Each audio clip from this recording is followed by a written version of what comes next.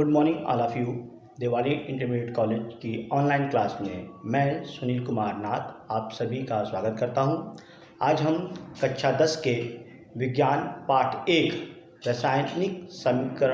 रासायनिक अभिक्रियाएं एवं समीकरण का अध्ययन करेंगे। इस पाठ में हम पहले ही एक वीडियो डाल चुके हैं जिस पे हमने 3 बिंदुओं पर 3 हेडिंग्स पर चर्चा की थी और उसे पढ़ाया गया था। आज हम उसी के आगे चौथे बिंदु पर या चौथे पॉइंट्स पर बात करेंगे और वो पॉइंट्स है रासायनिक अभिक्रियाओं के प्रकार। रासायनिक अभिक्रियाओं के प्रकार इस चैप्टर का एक महत्वपूर्ण हेडिंग है जिसमें से हर साल बोर्ड की परीक्षा में एक न एक प्रश्न जरूर आते हैं। तो रासायनिक अभिक्रियाओं के प्रकार ये निम्न प्रकार के होते हैं। इसमें 5 टाइप्स बताए गए हैं। पहला है संयोजन या योगात्मक अभिक्रिया। दूसरा है वियोजन को हम लोग अपघटन अभिक्रिया भी कहते हैं, वियोजन या अपघटन अभिक्रिया। तीसरा है विस्थापन अभिक्रिया। चौथा है द्विविस्थापन अभिक्रिया और पांचवा है उपचयन एवं अपचयन अभिक्रिया या रेडॉक्स अभिक्रिया। इन 5 बिंदुओं पर हम आज इस क्लास में चर्चा करेंगे और इन्हें एक एक करके अच्छे से समझेंगे और इसके बारे में पूरी जानकारी ग्रहण करेंगे। तो आज शुरू करते हैं। सबसे पहले सभी छात्र और छात्राएं अपनी कॉपी पेन ले लें और इसको इन पॉइंट्स को नोट करते चलें। तो फटाफट नोट कर लीजिए, फिर हम आगे एक एक हेडिंग धीरे धीरे डिस्क्राइब करेंगे और डिस्कस करेंगे। सभी लोगों ने नोट कर लिया? तो फिर हम लोग आगे बढ़ते हैं।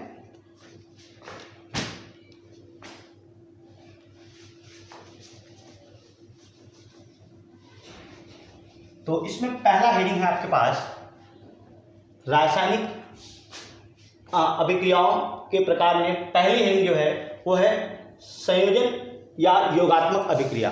संयोजन या योगात्मक अभिक्रिया से अभिप्राय ये है कि जहाँ पर छोटे छोटे 2 या 2 से अधिक परमाणु पदार्थ आपस में जुड़ करके एक नया पदार्थ बना ले, उसे हम लोग क्या कहते हैं बेटा? संयोजन अभिक्रिया। इसीलिए इसे हम लोग, क्योंकि यहाँ पर पदार्थों का आपस में जुड़ाव हो रहा है, इसीलिए इसे हम क्या कहते हैं? योगात्मक अभिक्रिया भी कहते हैं। तो इसकी परिभाषा अपनी कॉपी पेन निकाल कर परिभाषा भी लिख लीजिए। इसकी परिभाषा इस प्रकार से है, वह रासायनिक अभिक्रिया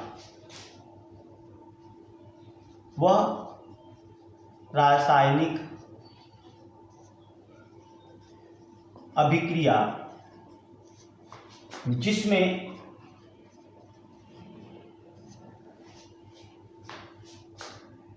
दो या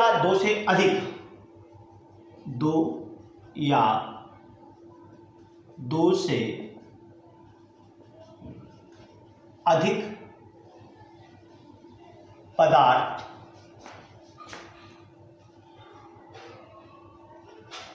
आपस में संयोग करके एक नए पदार्थ का निर्माण करते हैं।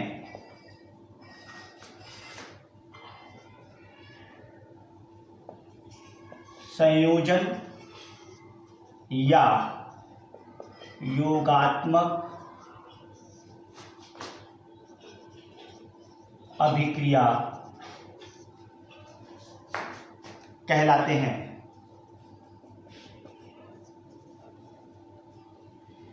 ठीक है बच्चों, फिर से देख लीजिए क्या कह रहा है परिभाषा। वह रासायनिक अभिक्रिया जिसमें 2 या 2 से अधिक पदार्थ आपस में संयोग करके एक नए पदार्थ का निर्माण करते हैं, संयोजन या योगात्मक अभिक्रिया कहलाते हैं। इसका अर्थ यहाँ पर यह है बेटा कि 2 अलग अलग पदार्थ जुड़ जाएं और एक नए पदार्थ का निर्माण कर लें, तो उसी को हम लोग क्या कहते हैं? संयोजन अभिक्रिया। तो इसमें इसका उदाहरण लिख लीजिए आप लोग। अगर हम लोग उदाहरण की बात करें तो उदाहरण में सोडियम और क्लोरीन जब आपस में क्रिया करता है तो सोडियम क्लोराइड बनता है। सोडियम की क्रिया, सोडियम का प्रतीक क्या होता है बेटा? Na। ये किसका प्रतीक? ये क्या है? सोडियम। और ये है आपका क्लोरीन गैस। क्लोरीन का प्रतीक क्या होता है? Cl। और यहाँ पर 2 लगा हुआ तो ये क्या हो जाएगा? Chlorine gas. तो जब सोडियम की क्रिया क्लोरीन गैस से कराई जाती है तो बनता क्या है आपका? Sodium chloride. अब यहाँ पर सोडियम क्लोराइड, अब यहाँ पर कुछ अभिक्रिया को भी हमें संतुलित करना है, तो इस अभिक्रिया को संतुलित करने के लिए हमें यहाँ भी 2 करना होगा और यहाँ पर भी 2 करना होगा। तो यहाँ पर अब देखिए ये क्या कहलाएगा आपका? सोडियम और यह क्लोरीन गैस। सोडियम और क्लोरीन गैस की आपस में क्रिया होगी तो सोडियम क्लोराइड बनता है। ये योगात्मक या संयोजन अभिक्रिया का उदाहरण है। इसको या इस अभिक्रिया में क्या बताया गया है? इस रिएक्शन के अंतर्गत ये बताने की कोशिश की जा रही है जब दो पदार्थ आपस में जुड़ करके नया पदार्थ बना लेता है तो इसी को ही क्या कहते हैं हम लोग? संयोजन या योगात्मक अभिक्रिया। समझ में आ गया बच्चों? एक और उदाहरण समझ लीजिए आप लोग। ये पहला उदाहरण हो गया और दूसरा उदाहरण देखिएगा। जब हम लोग मैग्नीशियम को ऑक्सीजन की उपस्थिति में जलाते हैं, जब हम लोग मैग्नीशियम को ऑक्सीजन गैस की उपस्थिति में जलाते हैं तो मैग्नीशियम ऑक्साइड बनता है। क्या बनता है बेटा? मैग्नीशियम ऑक्साइड बनता है। अब इस प्रकार से ये 2 अभिक्रियाएं हैं जिसमें आपको बताया जा रहा है कि 2 छोटे छोटे पदार्थ आपस में मिल करके एक नया पदार्थ बना ले रहा है और इसी अभिक्रिया क्या कह रहे हैं हम लोग? संयोजन या योगात्मक अभिक्रिया। तो अगर आप लोगों को ये अभिक्रिया समझ में आ गई हो तो फिर अगले हेडिंग की तरफ चलते हैं। दूसरा हेडिंग हमारा कौन सा है? वियोजन या अपघटन अभिक्रिया। तो फटाफट इसे नोट कर लें, फिर अगली हेडिंग हम लोग लिखते हैं वियोजन या अपघटन अभिक्रिया।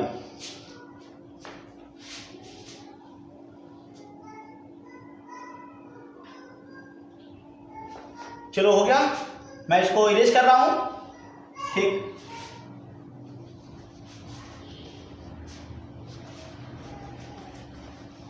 सभी बच्चों को अच्छे से समझ आ रहा है? और नहीं तो अगर थोड़ी जल्दीबाजी लग रही हो तो मोबाइल में पॉज करके उसे देख लीजिए, अच्छे से नोट कर लीजिए, फिर आप आगे बढ़िए। बात समझ आ गई सबको? ठीक, अब दूसरी हेडिंग क्या हमारे पास है? रासायनिक अभिक्रियाओं के प्रकार में कुल 5 हेडिंग हम लोग को पढ़ना है। पहली हेडिंग हम लोगों ने संयोजन अभिक्रिया या योगात्मक अभिक्रिया पढ़ लिया। अब दूसरी हेडिंग है हमारे पास वियोजन। वियोजन अभिक्रिया को हम लोग और क्या कहते हैं? अपघटन। तो दूसरी हेडिंग हमारे पास है वियोजन। वियोजन अभिक्रिया को हम लोग और क्या कहते हैं बेटा? अपघटन। वियोजन अभिक्रिया या अपघटन अभिक्रिया ये हमारे पास दूसरी हेडिंग है, इसको पढ़ते हैं।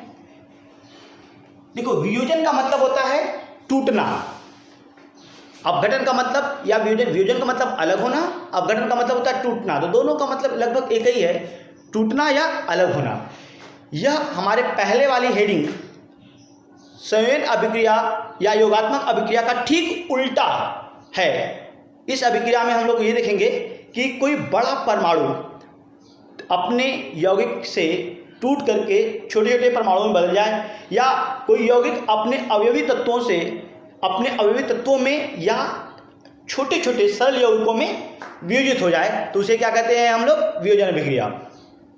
इस अभिक्रिया को लिख लीजिए और फिर समझ लीजिए। मैं एक बार इसकी परिभाषा बता देता हूँ, फिर लिखवाता हूँ। वह रासायनिक अभिक्रिया जिसमें कोई यौगिक अपने अवयवी तत्वों अथवा छोटे छोटे सरल यौगिकों में वियोजित हो जाता है, वियोजन अभिक्रिया कहलाता है। मैं फिर से रिपीट कर दे रहा हूँ। वह रासायनिक अभिक्रिया जिसमें कोई यौगिक अपने अवयवी तत्वों अथवा छोटे छोटे सरल यौगिकों में वियोजित हो जाता है, वियोजन अभिक्रिया कहलाता है।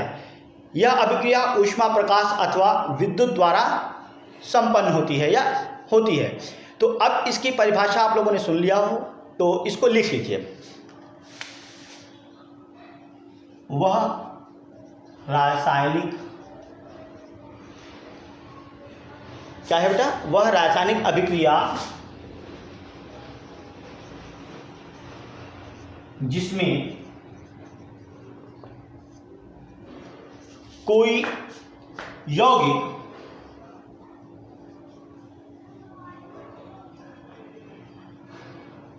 अपने अवयवी तत्वों या छोटे छोटे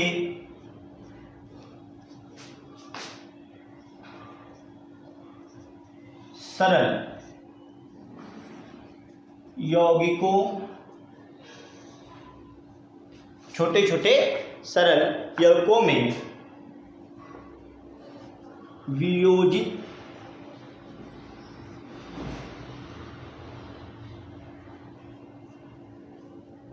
हो जाता है। वियोजन अभिक्रिया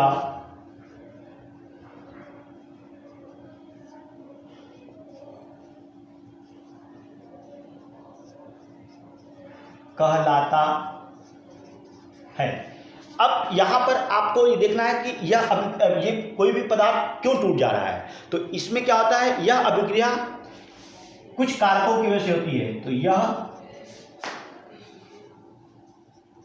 यह अभिक्रिया ऊष्मा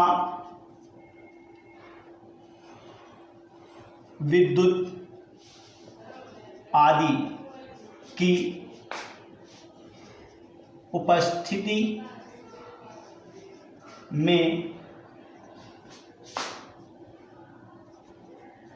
संपन्न होती है।